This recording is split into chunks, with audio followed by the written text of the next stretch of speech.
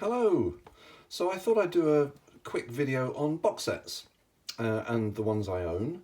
Um, I don't have a huge number of box sets, but the ones I have I would highly recommend. Um, there are loads of box sets I wish I did own. For instance, the mono box set with the Beatles, I elected for the stereo box set, as you can see here. Um, the stereo box set's okay. It's not... Beatles stereo mixes weren't great up until about the White Album. Um, and the White Album does actually sound really good in stereo. Abbey Road is fantastic. Mind you, Abbey Road was only recorded in stereo, but it is an utterly brilliant album, Abbey Road, and stereo completely does it justice. I wish I'd gone for the monos. They were remastered from original analog tapes, whereas the stereo remasters I think were digitally remastered. But they sound okay. They're all right. I mean, it's nice to have the box set. It's nice to have, you know, Beatles records that are not crackly and, you know, not suffering from age, which it's very hard to find Beatles records in excellent condition. Although, having said that, I did manage to find a copy of Rubber Soul in... Now, the cover wasn't in great nick, but the vinyl is just unbelievable. So that mono version of Rubber Soul of mine is just utterly fantastic, and as is my copy of Sergeant Pepper in mono. So I do own two very, very good vinyl copies of those two, but all the others are a bit hit and miss, really. So that Beatle box set is going up in value. No, it's not as valuable as the mono box set, but it's a great box set to own if you can handle the primitive stereo mix of the early albums, but it's nice to have it. It really is nice to have it. The Bowie box set, the first Bowie box set, 5 years, is just amazing. That is an amazing, amazing box set. Comes with a great book as well, as does the second Bowie box set, Who Can I Be Now? But it's... Whereas I found the second Bowie box set had quite a bit of padding in it. The first one I don't think does. You've got Space Oddity, you've got The Man Who Sold the World with the dress cover, you've got David Bowie Live, the Ziggy Stardust Live, two mixes of the Rise and Fall of Ziggy Stardust and the Spiders from Mars, Hunky Dory, which is brilliant, Aladdin Sane. This one is, oh yeah, just mentioned that. Oh yeah, Pin-Ups, which I'm not a great fan of Pin-Ups, to be honest, and Recall 1. And I've got to tell you, that is one hell of a box set, that 5 years box set. Now that is going for big bucks at the moment. It's been deleted, it's no longer in print. But if you can get your hands on a copy of that box set, that is utterly brilliant if you're a Bowie fan. The second Bowie box set, Who Can I Be Now? I found a little bit more padding in that, unnecessary. There's two versions of David Live, for instance, which I'm not sure that's particularly good value. There's the Gouster, which was the originally intended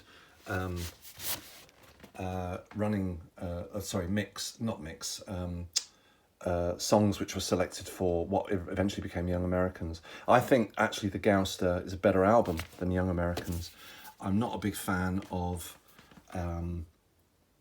Across the Universe or Fame on the Young Americans, and I think that album, which doesn't have those two tracks, is a better balanced album, and it really encapsulates the Philly sound that Bowie was going for at the time. And I think Across the Universe does, and I don't think Fame does. I think Fame's on the wrong album. Fame should be on Station to Station. It sounds more like Station to Station, a Station to Station song, than it does a Young Americans song. So I think the Gouster is a better mix of songs. Just going back to the box set, there's obviously Young Americans, two versions of Station to Station, live at the Nassau Coliseum, and Recall 2.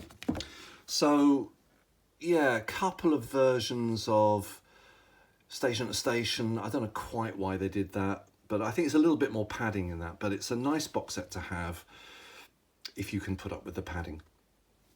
I've got the Kate Bush remastered in vinyl box sets 1 and 2. One is utterly fantastic, which has Kick Inside, Lionheart, Never Forever, and The Dreaming, and remastered in vinyl 2 has The Hounds of Love, The Red Shoes, and The Sensual World. So you get 4 albums in the first one, 3 in the second one. But just anyone, any music fan has to own some Kate Bush, because she is just one of the most unique, utterly brilliant artists ever, in my opinion. I just think she's fantastic.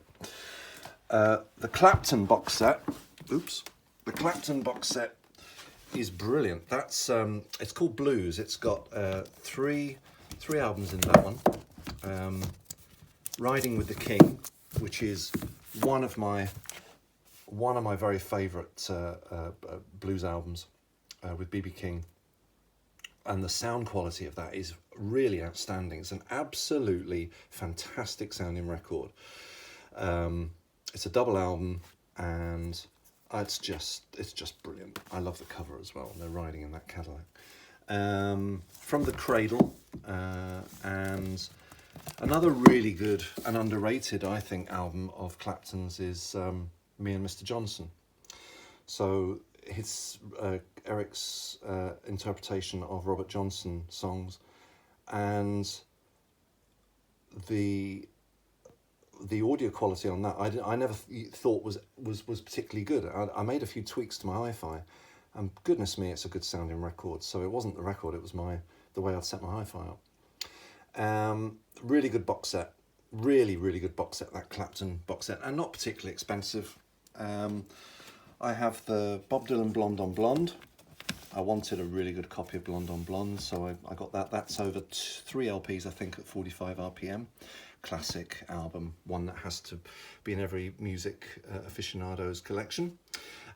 This Pink Floyd box set, and I've taken the LPs out. So this Pink Floyd box set, the best of Pink Floyd, was available in the early 2000s. It's really gone up in value since then. It was about 40 quid back then. I got that back in 2001, bought it in WH Smith's of all places. It's not a great sounding, they're not great sounding records, to be honest. The track listing is, well, what have you got here? You see, it starts off with Astronomy Domine, See Emily Play, The Happiest Days of Our Lives. So it's kind of a mix of Pink Floyd up until 2001, and it was supposedly remastered on tube equipment, on valve equipment, but it's not great sounding, to be honest. So I don't really play these very much, these records. So they're virtually in mint condition. I've only played them a couple of times. So whilst for the collector, a good box set, if you want, great sounding Pink Floyd, I wouldn't recommend that box set, to be honest. I've got Stevie Ray Vaughan and Double Trouble, Couldn't Stand the Weather, which was a birthday present. So that's a Mo-Fi one step, I think. Yeah, it is. So that's a Mo-Fi one step. That's a great record. That is a great record. And I had a Pure Pleasure version, but that one really does blow it out of the water. I've also got a Confessin' the Blues 10-inch box set, which is just a mix of blues records curated by your man from the Rolling Stones, whose name escapes me for the moment. And yeah, this is not a great sounding box set. Because a lot of the recordings are very primitive. A lot of them are in mono, but really primitive recordings. But really great songs. So another box set I have is the Oscar Peterson. Let me just dim that light a bit. Oscar Peterson's Exclusively for My Friends, which was a series of recordings and concerts that Oscar Peterson did at the home of the chap who owns MPS Records in Bavaria, in Germany. And there are 6 volumes.